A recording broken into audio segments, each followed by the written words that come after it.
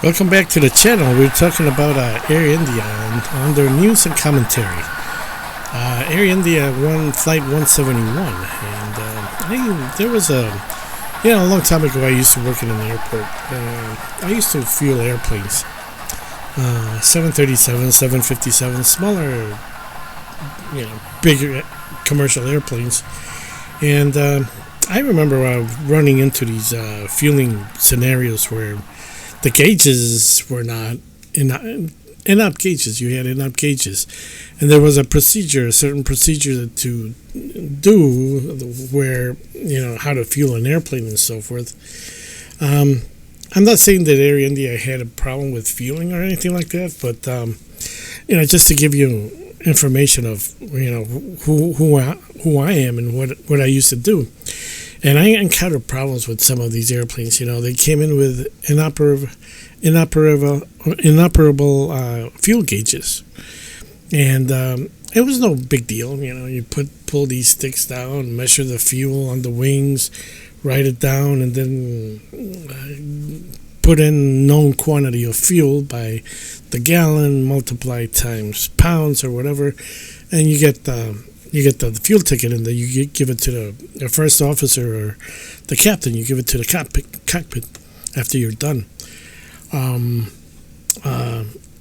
There were instances where the switches themselves to turn on the fuel the fuel pumps.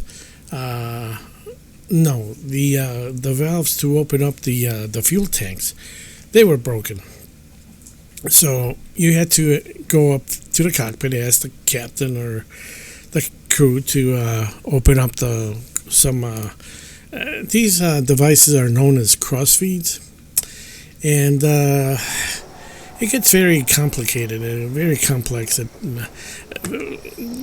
For one thing, you have to when a fuel airplane comes in like that, and it can fly without a fuel gauge. If you write down the known quantity of fuel, you do your math, but it's not a good way to fly. But it's better to have gauges, but you can't rely on the gauges all the time.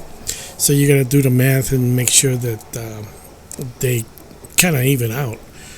And if there's a question, they just put in a little extra just in case. What I'm getting to is these airplanes have these cross feeds, and the airplane has to be positioned in a certain way that it's got to be level. Most airplanes come into the airport and everything's pretty much level. But once in a while, you had a low spot on the tarmac or whatever, and you're feeling, and if the wings are not even, you're going to get a higher reading on one side than the other side. And then you got to do you got to look at this little thing, or not a compass, is a little bubble in some airplanes, and then you measure the degrees and you calculate. And for somebody who doesn't have a college degree and is not a mathematician, or it gets a little bit like, gee whiz. I mean, every time I had to open up these books, and if you want to go by the book, you can do it. Most people didn't bother because the tarmac is pretty even throughout. They didn't bother doing the formula. One of my bosses used to say, "Well, does the plane look level to you?" Yeah, well, okay, it's level. That's not the way to do it, but that was done before. It was done at the place that I used to work at, unfortunately. And going by the rules, it's like, you delay the flight because you got to read this manual with all this stuff, and you got a couple other flights on the ground waiting for fuel and the pressure. What time are you going to be done? Are we there yet? Are we there yet? So fueling an airplane becomes, when you have issues like this, sometimes they just bring the mechanic over to help you, but the mechanic has no idea what's going on anyways. So, they go, okay, it's got enough fuel, I think. I think, where's it going? Oh, it's going to Philadelphia. How many pounds? Yeah, it'll probably make it. kind of like that. Okay, no, but I had mechanics that didn't know. They had no clue how to do this, and this is what it's called a crossfeed. It's up in the usually it's up in the above the right in the center, and what it is, it's basically like a fuel pump to turn on the fuel. You turn this to make the fuel go this way, or turn the fuel to go that way, and you can only fuel on the right wing, so it's got to be opened in a certain way. And if you have other tanks that are not, it's a maze. It's a crazy system. Disaster just waiting to happen. And over here you have a fuel pump, and this button has got to be set back in a certain way, before flight. I have no clue what these are over here, but low pressure. I don't know. It's it's a maze. And anyways, what we know so far is that what were these. Additionally, you have on the airplane, you have these valves right underneath the throttle controls. You have one for the left side, one for the right side. These are fuel control cutoff switches. By the way, there's only one way to put these in.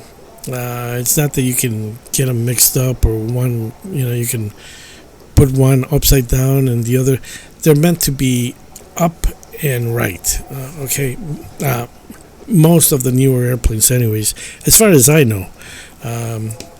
So, if somebody's installing these, they're not going to install them backwards or upside down or whatever. But on top of that, you got these fuel controls over here.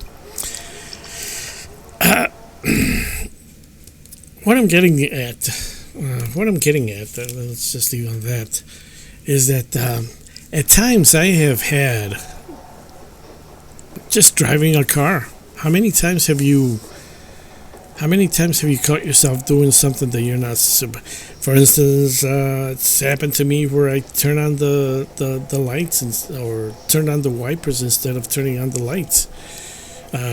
Oops, one of those oops that the pilot maybe, or the co-pilot inadvertently shut these off, thinking that he was thinking that it was the landing gear.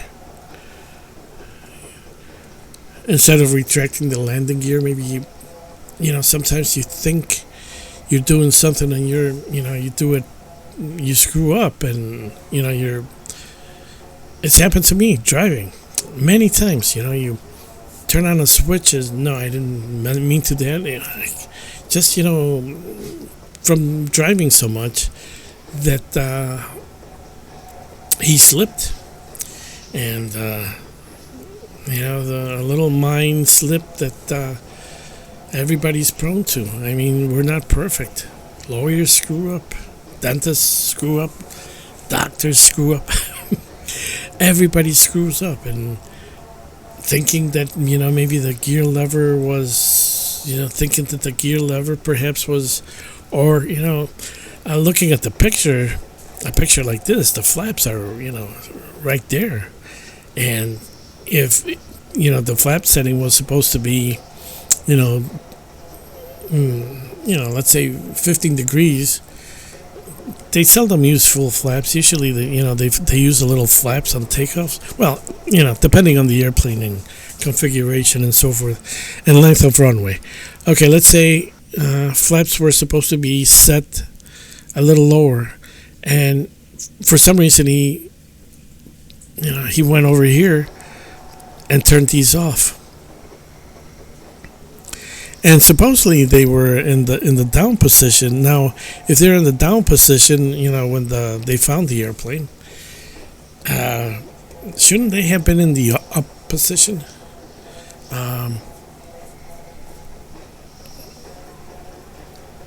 Especially if the pilot or the co-pilot, whoever it was that asked the other guy if he had, why did you do that?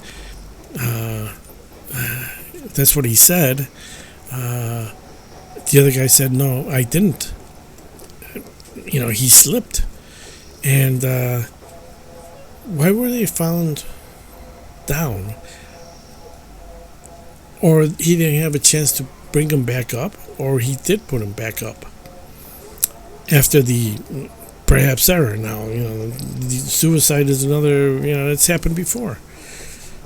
Somebody suicides themselves, and they take a bunch of other people with them. It's happened before. Not the only time that it's probably going to happen again. Now, I'm not saying that happened, but it just seems to me that that's not a possibility. But anyways, give me your thoughts on this. I kind of show you what these things are, and you have the fuel, and then you have the what do you call them? The Crossfeeds. And this is for a single two-engine airplane. Usually probably like a DC-9 737 airplane. And like I say, it's even I asked a pilot one time, can you open up the Crossfeeds? He goes, how do you do it? He asked me, how do I do it? And at the time, I remember how it was done, and particularly the 737. You turn on the left or the right fuel pump, and remember, planes only take fuel from the right wing usually, and then you gotta open up the crossfeed to open up this tank, so you can put fuel in it, because you cannot control it you don't have control at the wings, where the fuel guy has control. Okay, let me know if in the comments, perhaps it's just something I'm throwing out there just to